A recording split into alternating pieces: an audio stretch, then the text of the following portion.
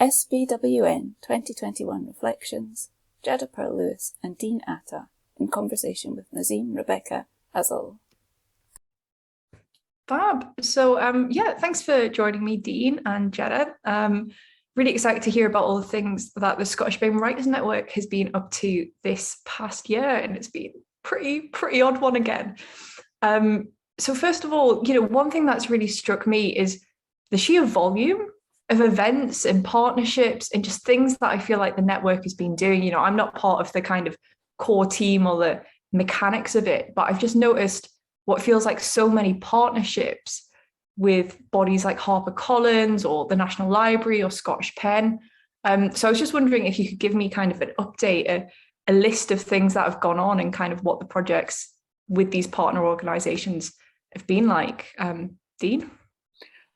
It's been really fun having all these wonderful partners because it means we share the workload, we share the glory, we share expertise, and we share networks. And I think that kind of spirit of kind of coming together with what we're good at, and what we're good at is connecting people and, knowing what writers want and kind of responding to the needs of writers. And what these organizations often have is a network and money and resources, but not necessarily the diversity and the kind of like on the ground knowledge that we have with the writers that we work with. So it's just been really lovely to kind of marry these kind of all these expertise in all these kind of areas that we're all good at and make wonderful things happen. So I think some of our partnerships have been forged, anew this year, but some were pre-existing and ones that have been kind of growing over the years that the network's been in existence. So it's just been really lovely to kind of nurture the partnerships that we already had and form new ones. I've been really pleased that we've kind of continued in a partnership with the Edinburgh International Book Festival, doing another event with them, but also them sponsoring the Black Writers Group as well. I've been really pleased with same with the Black Writers Group, the National Theatre of Scotland supporting us as well. But there's been so many, and Jeda, help me out with some of the others, because there have been so many partnerships, haven't there? Yeah, there have been a few. So just to highlight a couple, so like Florus Books, for example, they're like actually really a much bigger publisher than you maybe think, although they're independent, Scottish publisher. And so we started off with like a Q&A. So we sometimes have Q&As with sector industry professionals to a group of folk from our community. And then they were quite keen to do an open submissions. So they don't normally have open submissions year round, but they offered that to our community of writers, which is amazing. And then they also decided to do an editing mentorship with us as well. So that's been like a really fantastic kind of newer partnership that's happened this year. And then the Scottish International Storytelling Festival as well. They put together like a mentorship program with Mara Menzies that I think you know about. And yeah, that was just, they were really pleased that they were able to tap into our network of writers because they really do want to diversify the storytellers that are here in Scotland. So, we're looking at literature from like a really wide perspective. And on that note, we will be doing a bit more playwriting, theatre related partnerships next year as well. Oh, that's really exciting. The International Storytelling Festival one was really cool, and I really enjoyed it because I don't often get to go to Edinburgh and perform. So it was really nice sort of having that experience and trying something new, because I think that's a great thing that the network does, is give people these kind of windows into, if you're a poet, you get a window into storytelling, or if you're a prose writer, you get a window into poetry. You kind of get all these doors open for you, which is amazing. And it's just so cool to kind of have the opportunity to learn from these people. And that's obviously something that's carried on as well this year, is the workshops that you guys have been doing. And it's been, the writing groups, which have kind of seemed to have multiplied in number over the last year, especially. It feels like there's new ones popping up all the time. And the feedback sessions, I guess, sort of in tandem with that, along with the kind of one-off masterclasses. Dean, I don't know if you want to sort of talk about either of those and how they've been going, because I know you've been quite involved with the writing groups especially. Yeah, I think the different writing groups kind of reflect the team. We've recruited new team members. And so, something I was keen to do was the Scottish Black Writers Group, and I was empowered by the rest of the team to do that and, set that up initially with Scottish Pen and then bring on other partners to help support it as well, because it wasn't part of our core funding. So we kind of just started doing something and with the support of an outside organization, which was really wonderful. And similarly, we've been really resourceful. So May joined the team and kind of has found funding and support for a QT-POC writers group, which has been really wonderful. And then TT has found a way to do a kind of peer-led feedback group, which doesn't require additional funding because everyone's doing it for themselves and each other. And so that's a wonderful kind of non-hierarchical way of running a group as well, which has been really wonderful. And then responding to requests and suggestions from members, Alicia and Kelly set up an Asian writers kind of focus group to find out what we could do more in our next funded year for Asian writers as well. So I think it's been about responding to both the interests of the team, members, and also kind of what people in the wider network are asking us for. And so, yeah, those groups have kind of grown out of those desires and those requests. So it's been great because we support each other's kind of interests and support each other in setting something up and help each other do it. But there's parts of the program that are led by different members of the team, basically, which I think really works because we have the passion and knowledge and insight to make it happen, and everyone else supports that person in that kind of personal project in a way. Yeah, I would say, I suppose I've been a little bit more involved in some of the behind the scenes stuff. So one of the sort of big things we tried to do was put more kind of access in place this year, which has been fantastic. I'm really proud of how accessible we've been, the strides we've made in terms of accessibility. We can still do lots more, but I think that, for example, our last round of open calls, we invited pitches for essays to be in text, audio or video form. We have templates for the team as well as for the artists that we're commissioning. And we try to have disability-friendly language, for example, and making sure we're trying to make it as remove as many barriers as possible for our disabled members to be able to share with us what their requirements might be when they're registering to attend an event. And one of the things that's been something that I've learned a lot about from a captioning perspective has been really interesting to work with an organisation called Collective Text. And they've been fantastic at sharing their knowledge as well. And so when you are, say, captioning, so say one of our recorded performances that we streamed out that was captioned, there's actually a lot of work that goes into that behind the scenes of the performers providing their materials beforehand. The same with the conference, where we tried to provide materials beforehand for the captioners, things like having caption consultants, so people that actually use captions, making sure that the end final piece is the captions are actually accessible. So there's lots of kind of little elements that we've been trying to kind of put in place. And something that I personally found really helpful, being disabled myself, was being able to provide an access document. And so that's something that we've been encouraging people who are comfortable doing that to provide.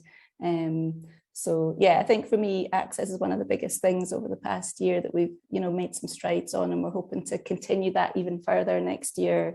Like in our funding program, we've put in access budgets for every sort of program stream.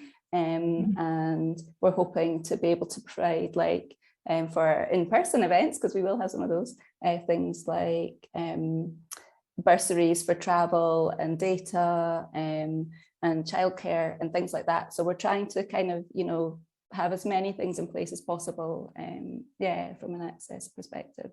And you've been sharing, sorry, I was going to say that Jeda's been sharing some of those learnings with other kind of partner organisations as well, like Literature Alliance Scotland. You kind of presented to them, didn't you?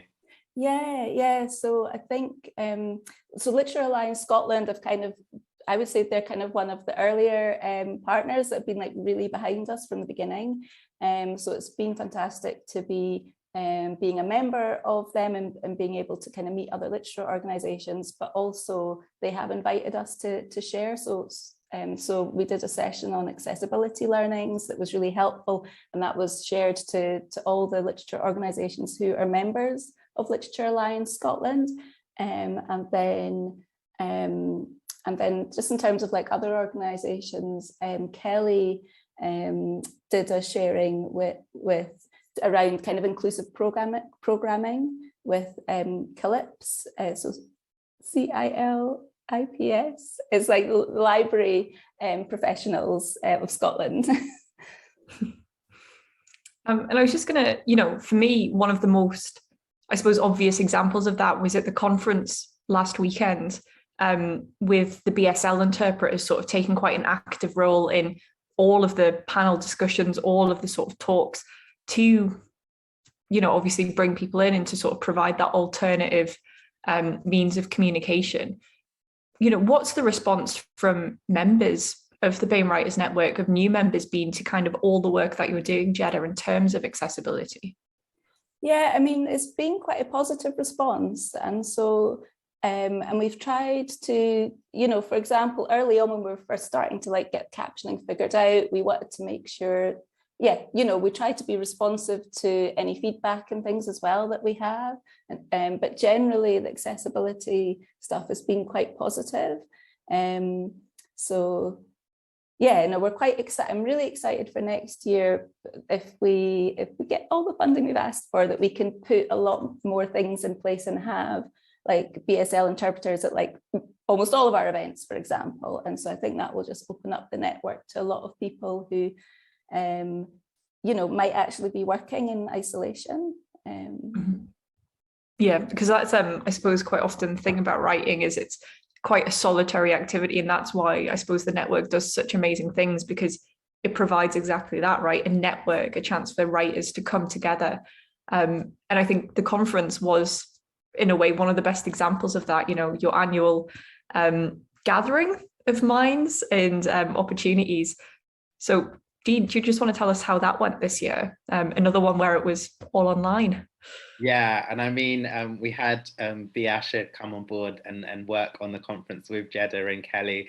So I got to enjoy it like more than the others that were working so hard behind the scenes. I'm sure you're enjoying it too, right, Jeda? Yeah. But lots of behind the scenes stuff to make that happen. It looks seamless, but organizing all the panels and all the one-to-ones. And the one-to-ones were conducted by volunteers, literature professionals, editors, writers with more experience, giving their time to kind of emerging writers and people that want that feedback and some time to ask some questions that they haven't had the chance to ask anyone in that position.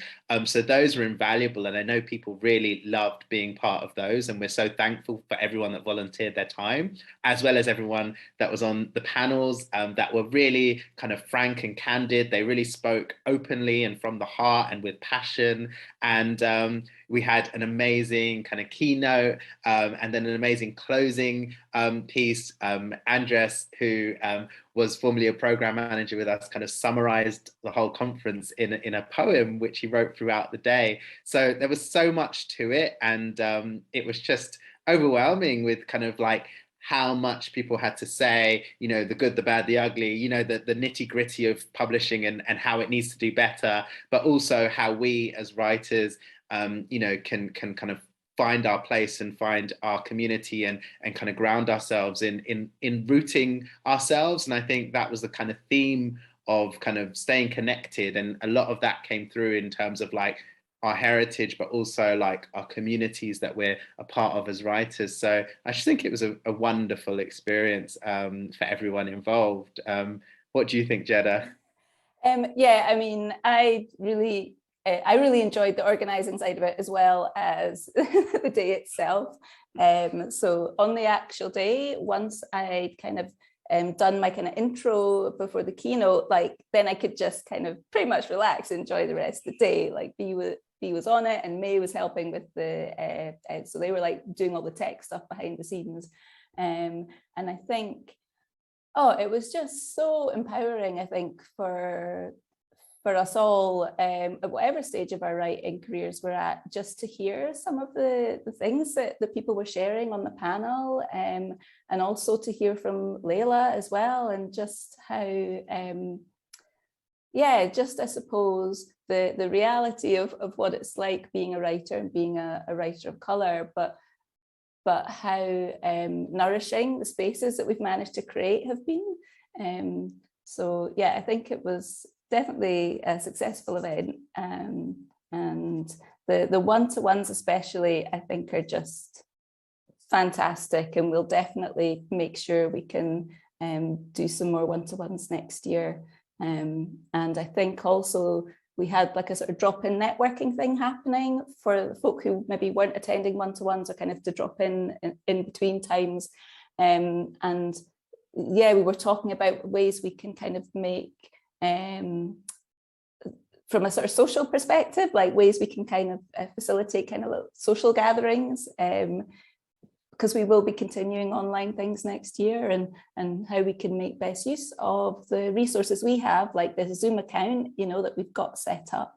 So yeah, we've been talking about things like doing office hours, but also like how we can encourage members to approach us to make use of the resources that we have.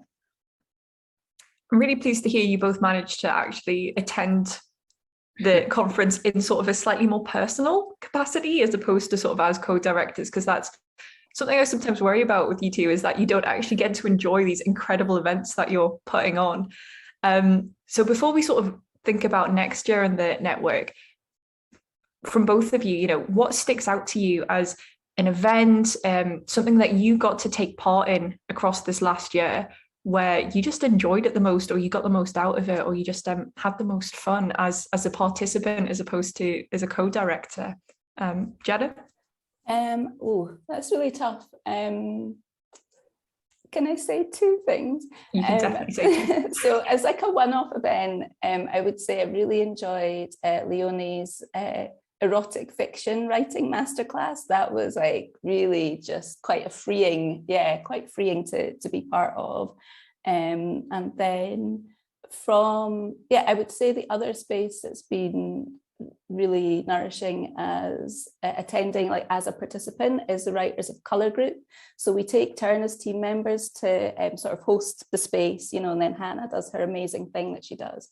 And so yeah, I found that just having that throughout the year, and in all honesty, when I've had like some tough personal stuff that's been happening the last couple of years, there's been times when like Hannah's group has been like the only time I've done any writing that week or that month, but so that there are times when I'm finding like I'll only actually get writing done in a workshop. So I think these spaces, so those would be my two, I think, but ask me tomorrow and I might say others.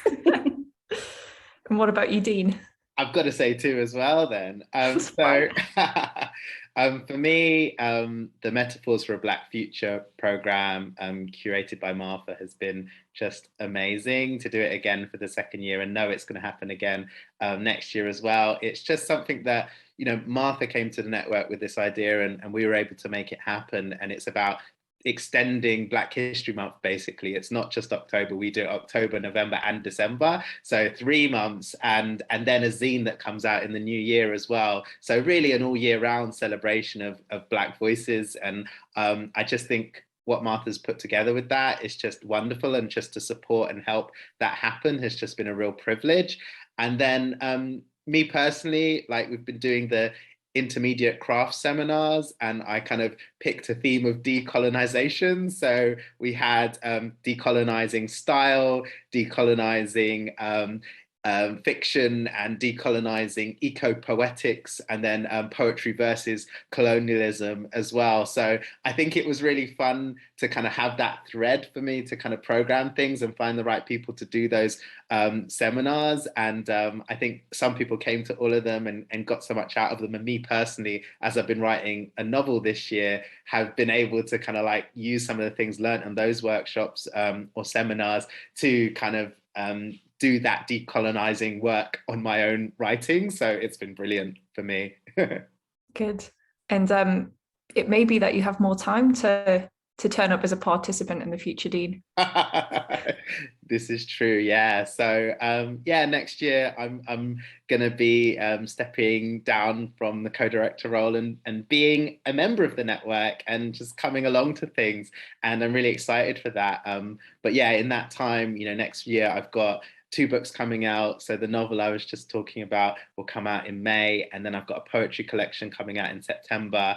And throughout the year, I'm working on my memoir, which will be published by Canongate in 2024.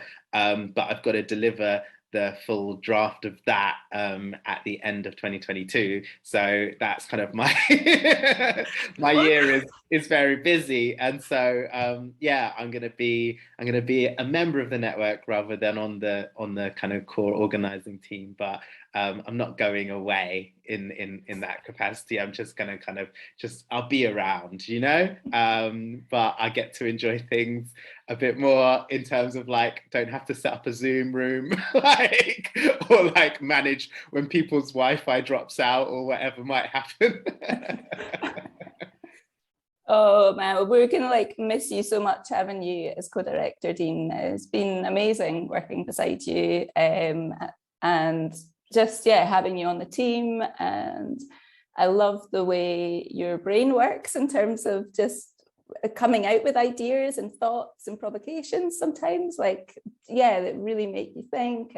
And so of course it'll be wonderful to still have you around and being as a participant and everything, but I just want to take this moment to just like really appreciate, and I know we did already yesterday in the committee meeting, like it was like, you know, you got a bit bashful with all the praise, but it was like so well deserved. And it's just been an absolute pleasure and honor to work with you. So thank you for everything you've put in place and the legacies you've made, you know, with the Scottish Black Writers Group and working with Martha on the Metaphors programme and everything, and other things that we can't maybe quite talk about yet. But I know, you know, the network's in such safe hands. You know, the team that we've kind of put together over this year is incredible, and there's so much exciting stuff in store. And I'm just really happy to be able to know I can come along as a participant. So yeah, it's such a needed space. You know, when I moved to Scotland in 2019, it was the first thing I kind of reached for, was to come along to Hannah's group. And when they were meeting in person and I got to meet people and be like, oh, now I know people here in Scotland. And then when it was continuing online through the pandemic, it was just so essential for so many of us, right? And, you know, joining the team as a co-director was such a privilege, because, you know, at first I didn't know if I had the right, because I'm not born in Scotland or raised in Scotland, but, you know, I live here and I'm a writer, and that is what we are, you know, for writers that live in Scotland or have a connection to Scotland. And I certainly have a great connection now through the network. So it's been great, and I know that it is that for so many people. It's a real lifeline, and it gives them community and gives them courage as well. So I know it's going to continue to do that, and I'm so proud of everything we've done this year.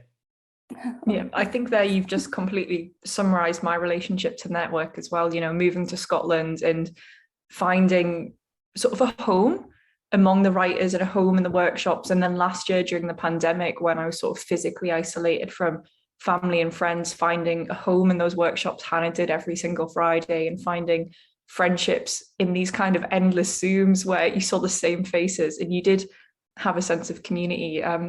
So yeah, you'll be a real miss, but that sounds like an amazingly busy 2022 you're going to have.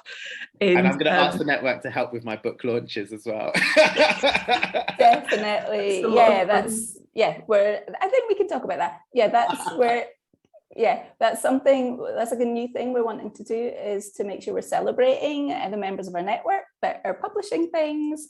So we were looking at having like group book launches, to have maybe 2 or 3 writers who've got something coming out, and to gather together in person, pandemic permitting. So yes, that's one of our new programs we're going to do next year. Because it's so exciting next year. Like, I've got books out, but Alicia's got a book out, Andres has a book out, Hannah has a book out. It's just, and I'm sure there's so many more to come, and it's just so fantastic to see, you know, so many people becoming published writers, because, you know, that is the goal for many, not for all, but it is definitely something that we should come together to celebrate, for sure. Yeah, I think we're well due a big network celebration and physical get together. So that's really exciting, because we can just do them all at once. Like so many birds with one stone.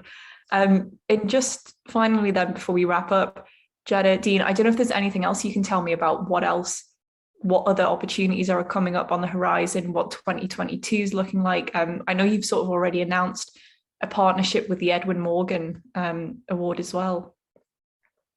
Yeah. So with next year's going to be the Year of Scotland Stories, and I don't know how much people have been hearing about that, but in terms of like in the literature world, like we know this is going to be happening, and we are expecting and anticipating more new partners will be calling out to us at the start of the year. But we're looking to continue with like all our current partners really, but we also have Playwriting Studio Scotland. We're going to be doing something with them, and we're going to be doing the Books from Scotland takeover again. We're looking to try and work with the Life Arts Centre, which is way up in the north of Scotland, but we have to kind of wait and see what transpires of that. We'll announce more stuff as things come out, but we are in touch also with organisations out with Scotland. So we do have connections with a lot of Scottish organisations, but also with ones outside of Scotland and in the around the UK, and that's really exciting. And possibly one international literature organisation as well, which is really cool. But that's all I can say. That was a good tease. That was a very good tease for next year. Okay, before we finish then, any final words of wisdom from either of you two? I just want to say how proud I am of you, Nasim, for everything you've done this year. Like, you've really exemplified, you know, someone in the network that's just out there going for things, putting themselves forward, winning awards, and, you know, supporting others as well. And so I was so happy that you wanted to have this chat with us, because I think you're someone in the network we're incredibly proud of and admire. So thank you for doing this with us. It's been lovely to chat. Well, thank you. That was a lovely surprise. Well, I just want to take this opportunity, I guess, to thank both of you as well, and for you, I suppose, especially Dean, now that you're off to pastures new and back into the world of books and words, for everything you've done, and for, like I said, sort of providing such an incredible space for everybody throughout what's been, I think, pretty much the weirdest year and a half of everybody's lives, of giving us an escape, because that's what's happened, and that's what you guys have really helped done this year. And, you know, all the opportunities that we've been given because of the work that you two are doing behind the scenes, along with the rest of the committee, and along with, you know, TT, May, everybody else who's involved, Asha, because without you lot doing that work, so many of us, I think, wouldn't have the confidence and wouldn't have the courage and wouldn't have the opportunities that we've had. So I just want to let you know that we're all incredibly, incredibly grateful for everything that you've done for us. Oh, thank you. Thanks so much. Huge thank you to our SBWN community. Keep writing, keep gathering together and supporting one another. And please share your writing wins, small and big, so we can celebrate you. Love the SBWN team 2021 as a committee: Alicia, Jeda, Dean, Kelly, May and Titi, and partners Hannah, Martha and Asha.